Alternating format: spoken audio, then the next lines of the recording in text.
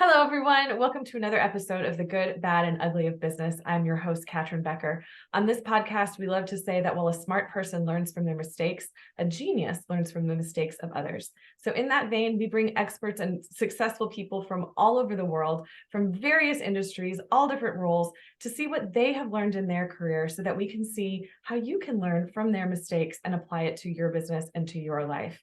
So today I have the pleasure of having Dmitri Smirnov, who is an incredibly successful internet marketer and the founder of Big Life Marketing. So we want to know what he's learned about Google Ads and how you can apply it to your business and help you to grow and to succeed. So Dmitri, welcome to the show.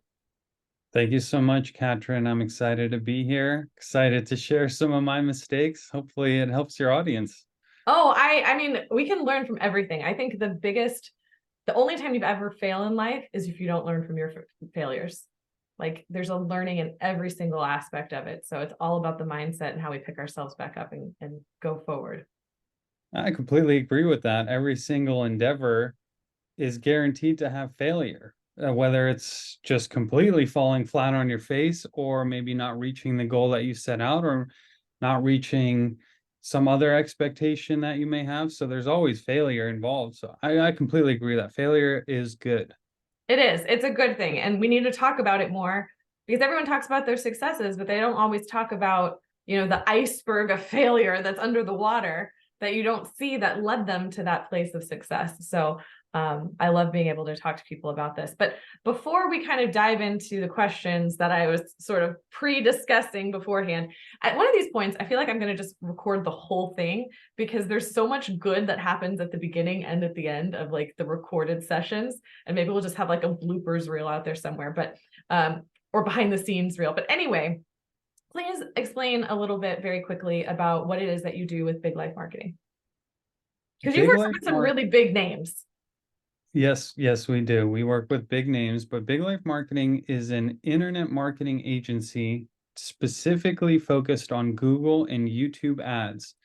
And so what we do is help businesses that, whether they're local, national, international, get more traffic and more sales and ultimately more profit through Google ads and YouTube ads. And the process of doing that is building really high quality advertisements, running it through the Google Ads platform, and doing statistical and common sense optimizations to just keep improving every single day. And that's how we serve businesses. Well, I love that. My company that I run is outside of, hosting this podcast is called Optimize We. So I love that you talk about it in terms of optimization because I like to think that everyone has everything that they need. They're just not optimized. There's just these slight tweaks that need to be made to get everything kind of humming and running smoothly. The optimization on one hand is super frustrating because there's always more to optimize. You can always do better. And that's our motto internally is there's always something we can tweak to make one or another or all the KPIs perform better than they are today. But on the other hand, optimization is just completely necessary to anything in life, whether you're running internet marketing ads or you're building a schedule for your own life or looking for the right diet or the right workout. Whatever it is, you start somewhere with an educated hypothesis or a guess, and then you see how it goes, and then just keep iterating on that, trying to make it better, and eventually it just becomes so much better. There's something that I really want the audience to make sure they get from what you just said, and that's the fact that your goal isn't good. Your goal isn't great. Your goal is optimization, and optimization within its heart of it is this iterative process. It's always evolving and getting better. So it's not like there's this magic milestone that you reach and then it's like, okay, we're done. We can sit back on our laurels and relax now. It's this constant moving forward, constant improvement. And that's something that's, I think, is really important as business owners to kind of wrap our minds around. Yeah, and we like to think of certain goals, we'll set targets. So there's still targets, but those aren't forever targets. Once we hit those targets, we'll set new targets. But we'll prioritize the lowest hanging fruit, which is a common cliche thing. But I think there's value to the low hanging fruit. That's how you prioritize things. There's also the 80-20 rule where 80% of your results come from 20% of your efforts. And that's a big part of this too. So we can't do everything. Nobody can do everything. No one person, no one company can do everything, but they can order the list of all the possibilities in some kind of priority and start at the top. And that's how you get the most result for the most time. And you'll never become perfect, but you'll be better every time you do it. So can we share the big names that you've worked with? Yeah, They're very absolutely. recognizable ones. What's that? They're very recognizable ones. Yes, very well-known people, including the Wolf of Wall Street, Jordan Belfort. We work with Rich Dad, Poor Dad, Robert Kiyosaki. We work with Brooke Castillo from the Life Coach School and many other well-known names. And the funny thing about that is we're kind of used to it now, and they're just like every other client where they demand results. And that's what we do. We run our campaigns for every single client, whether they're a big name or not, with the intention of getting results. And ultimately, that's what keeps us going. That's why we have such long retention rates. We have way higher retention rates than the industry, which is internet marketing agencies, typically just a few months. We're well into the years of retention. So the way we do that really with results. So I think, it's really interesting to me because I do talk to people at all different levels and all different spaces. And there's a misconception, especially with some of the newer entrepreneurs, of I don't want to be salesy or I don't want to advertise too much. I was just talking with someone this weekend how they were concerned that they were overly posting on their social media about their sales aspect of it. And what just really hit me as you were talking about this is these big names, we know about them because they advertise. Like that's why they're a big name and they still do it. Some of the greatest products and services you've never heard of. There's things out there, whether it's consumer good or personal service, that would be so much better than what you're using today, but you just don't know about them because they don't advertise.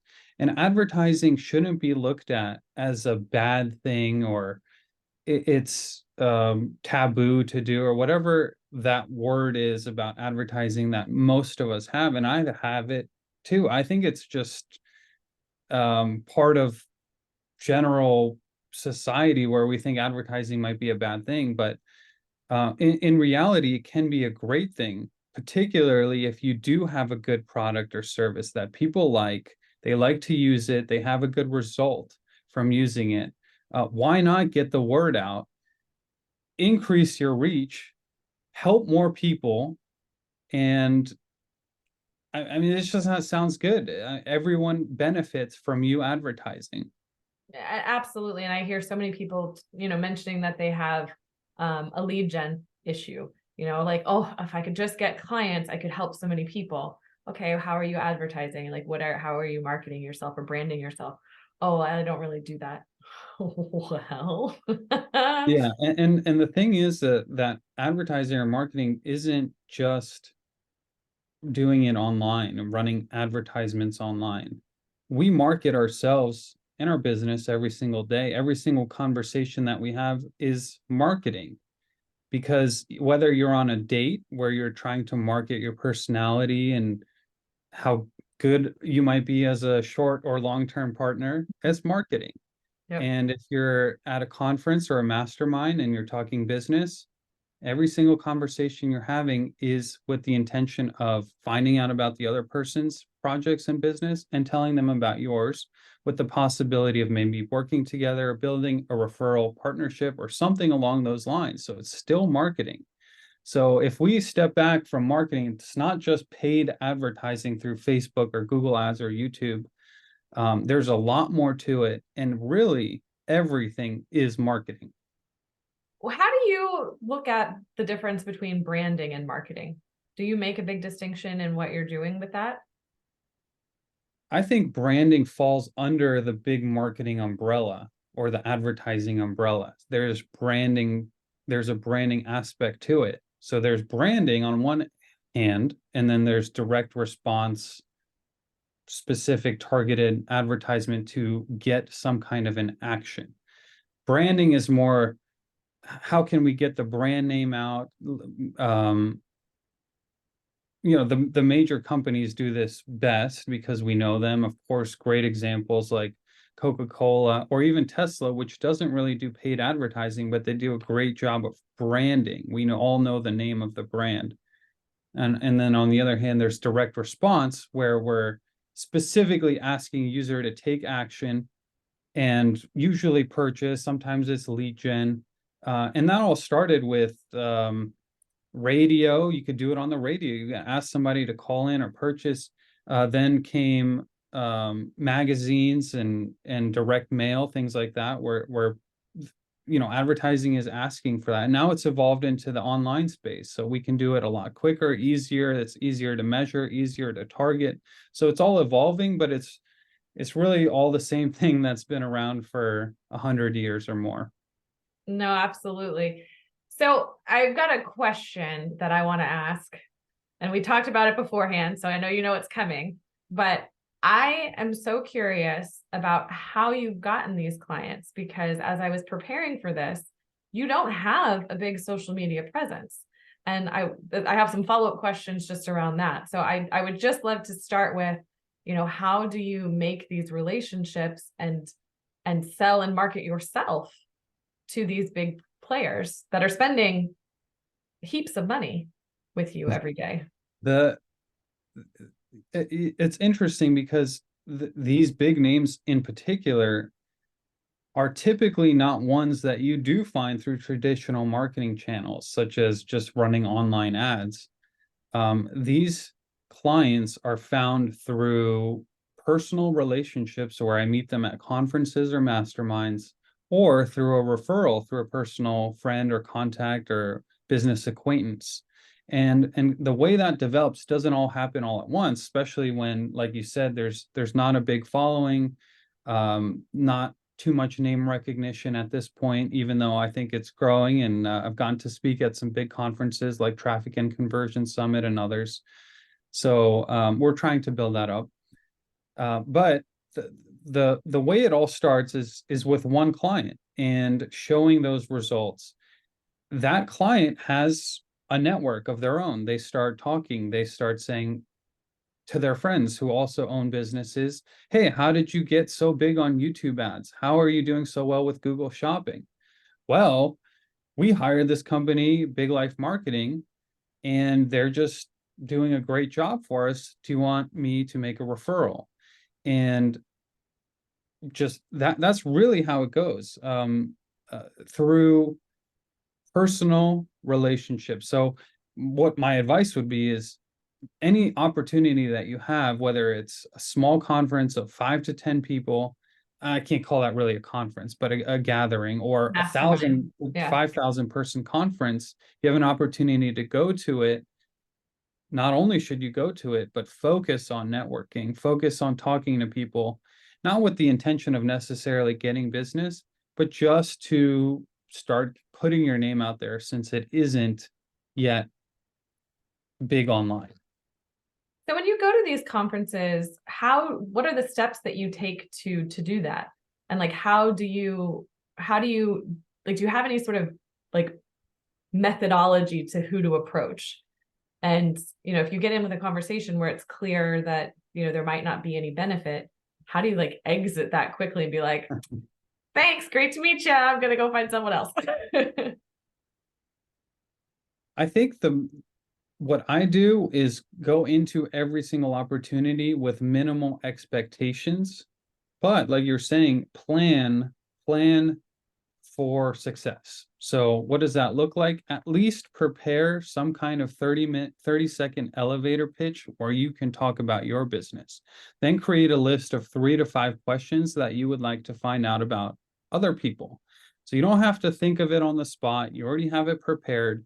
And when it comes down to these networking conversations, most people know what everyone is here for. So they're not asking you about what you did last weekend, typically, or they're not asking about where you grew up. They're asking about your business.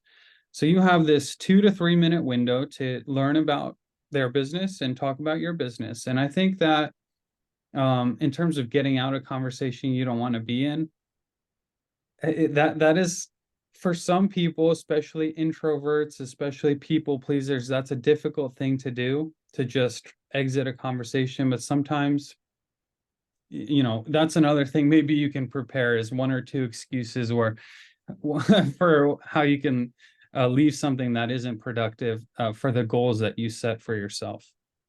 And it's just making me think, like, why can't we be more open and honest and be like, it was great to meet you. I don't see any current, potential for partnership, but maybe in the future, let's connect on, where business card, LinkedIn, whatever, that works for you. But it's something I think about. I was just at a conference this weekend, actually, and it was a real estate conference.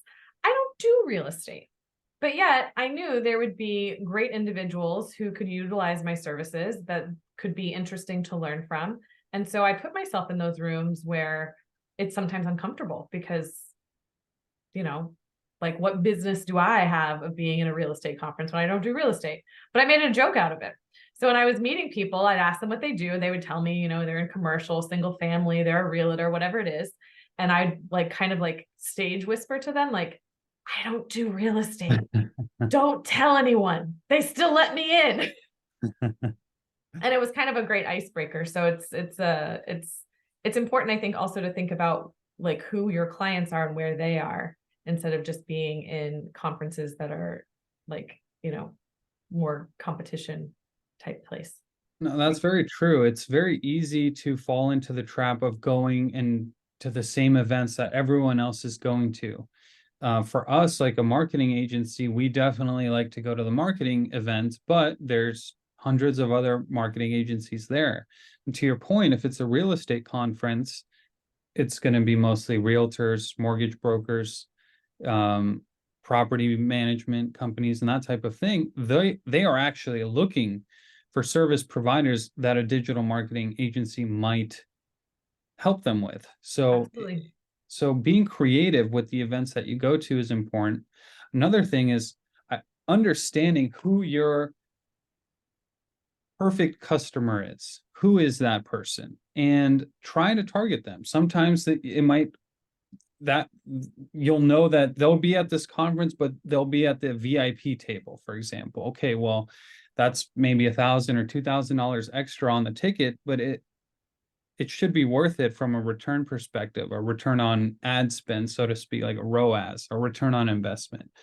So setting a plan is just so useful, because you have something to work for instead of mindlessly walking around and mindlessly looking for conversations that might not end up being very fruitful. No, I agree with you 100% on that. And I love what you were talking about earlier about that you get results for your clients. It's very clear from the research I did prior to this and speaking with you that you're a very analytical and logical thinker, that numbers are your jam. So when you look at these numbers, I mean, is it like a story is painted to you? Do they speak to you in telling you insights? Numbers alone, I would say, are actually kind of boring. And I think you nailed it when you said, do they tell a story? Because we all love stories, and everything really is a story. So the numbers, they all do make sense to me. I studied mathematics, statistics in college, and that was definitely my jam. But, and I like to say this because it's so true for me, is that advertising is the perfect combination of math and creativity. So with the creativity part, math becomes interesting. So let me give you an example, is that You can run an advertisement and it can perform okay. You're looking at the numbers. It's just okay. So you can optimize, tweak a couple things, and it doesn't really make that big of a difference. But if you turn on your creativity and that creative side of your brain, the right side of your brain, and really think about, put yourself in the shoes of your prospect. Who are they? What are their dreams? What are their fears? And then creatively create a new advertisement that really draws them in, and using copy that's not just words or not just saying, here are my benefits, but really diving into the heart of the matter of why your prospect might be interested in your product. Then it makes a really big difference in the performance of your marketing. And so now by adding that creative aspect to the math aspect, you can actually have a successful campaign that keeps building and building on itself, and your audience responds to it.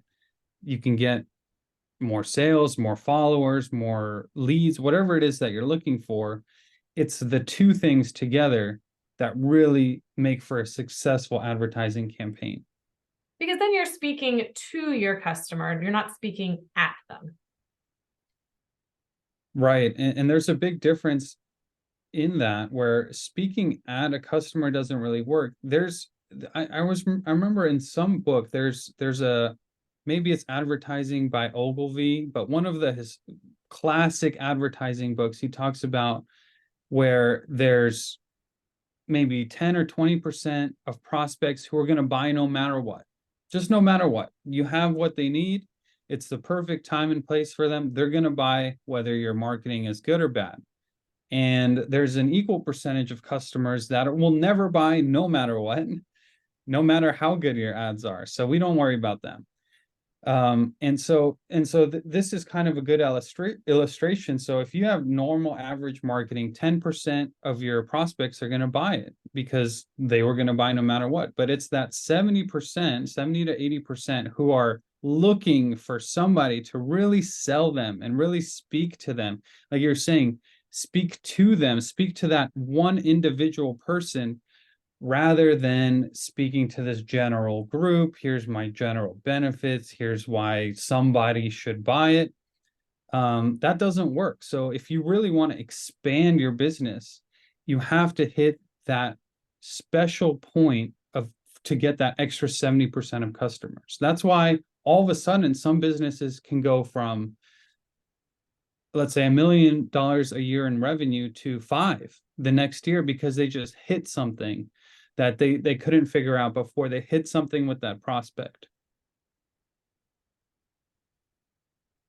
Oh, I thought you were going to have more on that. Yeah, well, actually, I could keep going on that. Is there is a trifecta, kind of a sales strategy of how to convince somebody to buy. And it goes in 3 stages, and it all happens in the prospect's mind over time, whether that time is 1 minute or 100 days. And it goes like this: is A, does this product or service work? Period. Does it work? And if you can convince somebody that your product or service works, you've passed step 1. Then step 2 is, can you convince your prospect that your product or service works for someone like them, someone like me? I'm a male in my 30s. I like to play guitar and hang out with my kids. Okay, will this service work for somebody like me? And now if you can convince me of that, you're very close to getting me to buy. And the key to getting someone to buy is step 3, convincing them that this product will work for me specifically. So that's why you have to talk to individuals. You have to talk to me. If I see your advertisement, I want it to feel like you are talking to me. Yeah. And that's how you really grow your business with advertising.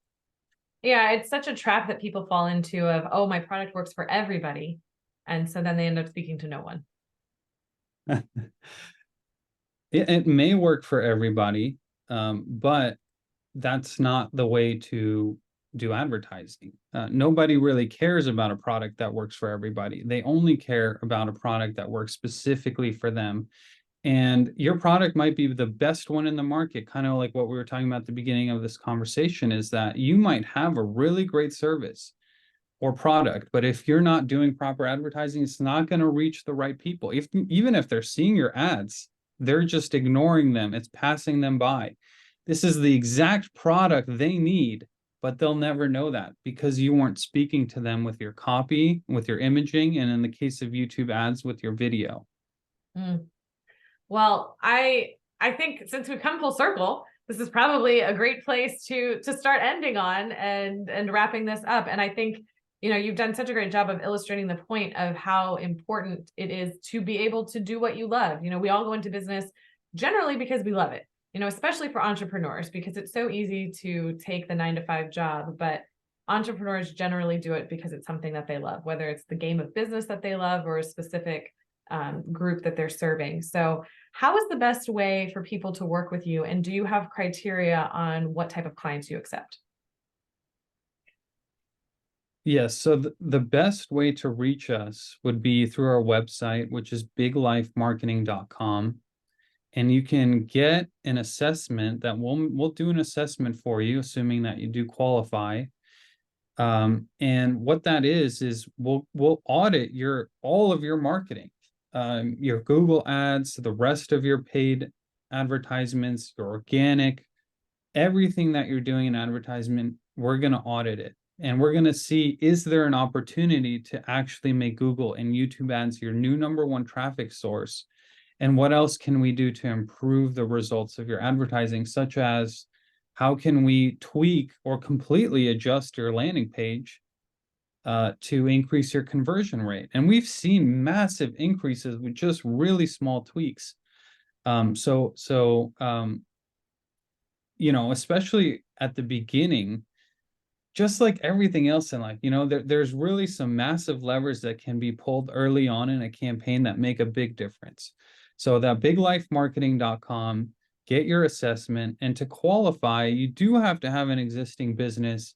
You do have to have some kind of advertising that's already working. I mean, we can't think of the offer for you. We can't think of the entire customer journey for you. That's something you as the business owner have to come up with. But if you're already successful, for example, if you're running Facebook ads and it's working, it's profitable, and you want to diversify from the risk of Facebook ads shutting you down, which happens all the time. Ad accounts get shut down for no reason at all, and they could be down for weeks or indefinitely on Facebook. And you're looking for another traffic source to just grow the business. Big Life Marketing would be perfect for you. So again, biglifemarketing.com is the best way of doing that. Well, fantastic. Is there anything else that we haven't talked about that you would like to share? Final word to you. Yes, I'd like to reinforce that idea that we talked about advertising being good versus it being bad. Of course, there is bad advertising, and we all hate it, and we don't like getting robocalls, telemarketers. That's part of advertising. We don't like the scammers who are sending us emails or whatever is on that side. That's the bad side of advertising. But there is a good side of advertising, that you're bringing the perfect product or service to your customer when they need it right now. They want you to advertise to them. When I'm looking at TV ads or YouTube ads or any advertisement, I want the companies that I would buy from to advertise to me. I mean, I think that's a good thing. And so my point is, whether you're advertising already or not, you should be. So continue to do it, or get in and start advertising. And maybe you have a local business and you're scared about trying advertising. It's a lot easier than you think, especially at a small scale. Even YouTube ads, you can record yourself selfie style with your cell phone and just say who your audience is.